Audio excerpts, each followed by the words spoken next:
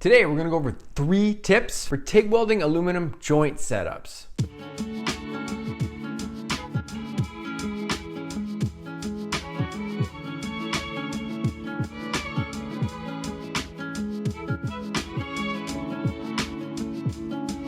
Hey everyone, welcome to another episode from Pacific Arc TIG Welding. My name's Dusty. I'm a welding artist from Vancouver Island, Canada. I do welding projects in both 2-dimensional and 3-dimensional art surfaces. And on my YouTube channel, I love showing off and teaching the art of TIG welding. So if you're new to the channel, be sure to bounce back. Check out the previous episodes. There's a ton of episodes there for you to watch. So lately I've been talking a lot about different TIG welding tips as far as machine goes, as far as torch goes. But the one thing I haven't really talked about lately is how important it is to set your joint up properly. So today I'm going to break down some things that I do to set up my stuff, as well as some common things I see from my students that I can do to help them get better results. So the first thing, which is probably the easiest to talk about when it comes to joint preparation, is cleanliness. Do you ever go on a date without showering or wearing deodorant? I should hope not. If so, you nasty. So if you wouldn't do that, why would you weld material that's dirty? That's a lame comparison, I'm sorry. But I mean it. You're about to do one of the cleanest welding procedures out there. Why would you do it on a joint setup that's dirty? Don't make no sense to me. It's so easy to get material contaminated through storage, through material handling, all of the many different steps that it will take before the material even comes in and sits on your table. So I've been over it on my channel here before, but let's do a refresher.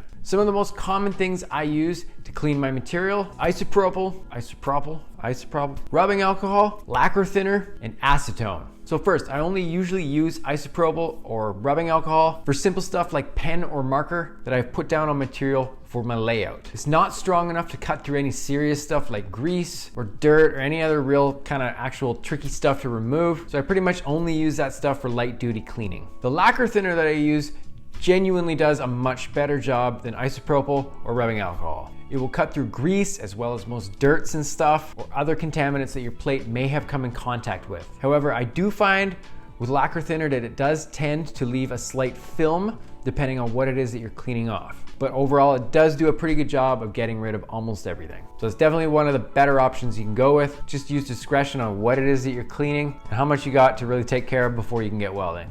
Acetone is the best option in my opinion. It seems to handle grease as well as heavier contaminants really well. It usually requires less too, so you can save a few bucks here and there because you don't have to use a ton of it to clean off whatever it is you're dealing with, or go through a bunch of rags or whatever. All these things are pretty cheap to go with in the hardware store, so if you're ever in doubt, acetone might be the one to go with. I've said this before on my channel too. Cleanliness is really important when it comes to your TIG rod as well. Look at this here. I wipe off this TIG rod. Ew, yuck, that's gross, dude. So cleaning off your TIG rod, something that tends to get forgotten about a lot, or not even thought about, honestly.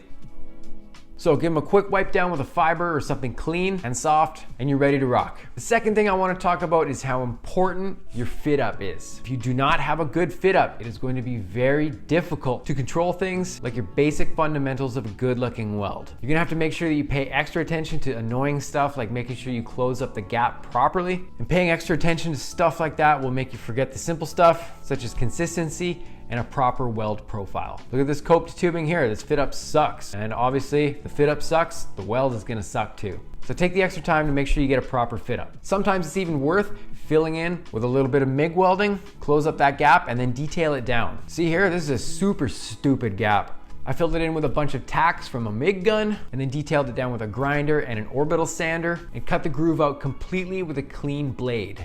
In this case here, I used a Miller blade, or as we call them, meat wheels. They're super sketchy.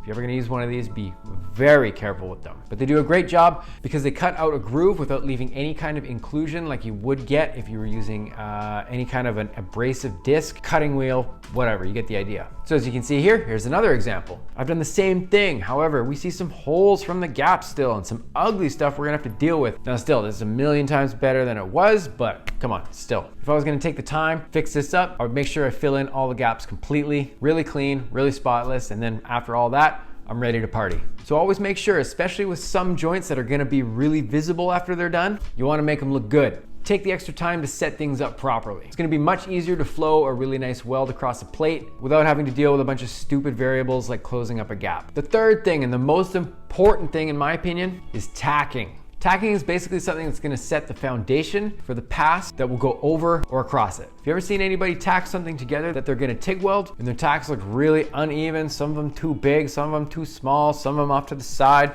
You know what I'm talking about. You've all seen it. It's the same importance as getting your fit up correct. If you're gonna take the time to do it properly and do it in a way that's gonna get you the best results. What I usually do when I'm tacking together a joint is I always put my tacks somewhere where I plan to do a start stop. Sometimes when I'm working with my students online in my program, I'll sometimes see them put a tack right in the middle of their weld run. So what they're gonna have to do is they're gonna have to really pay attention to the important fundamentals of a basic TIG weld, but now they're gonna have to go over a stupid tack right in the middle of their pass. Plan your stuff well in advance, especially when you think about which direction you're gonna be welding, where you will be doing your start stops, and where it will be easiest to hide your tacks. I'm actually gonna do an episode on this pretty soon. Comment below if that one interests you. I might just pop off an episode real quick on weld direction and weld planning. So these are all things that are gonna set you up really nicely to have a perfect joint in front of you. That's gonna be easy to manage once you start welding on it. When I do jobs, I definitely wanna get the fundamentals of a proper joint down each time. I want proper penetration,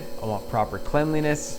Most of all, I want to make things look really, really good. So these details I've laid out for you here are definitely the things that I spend more time on than actually welding the piece out itself sometimes. I take great care with the way I put joints together. And like I said, if you take the time to put them together properly, most of the hard work is already done. I get to put my hood down, light up, and have fun welding it. So when it comes to putting joints together, what's the most common thing that trips you up? Let me know in the comments below. I might pop off an episode to help you out. So if you got any value from this episode, here's how you can repay me. Go out today and do a random act of kindness for a stranger. We need more positivity in the world today. Do your part. To all the arc heads who watch all the way to the end of every episode, I appreciate you as always. For Pacific Arc TIG Welding, my name is Dusty. Have a good one.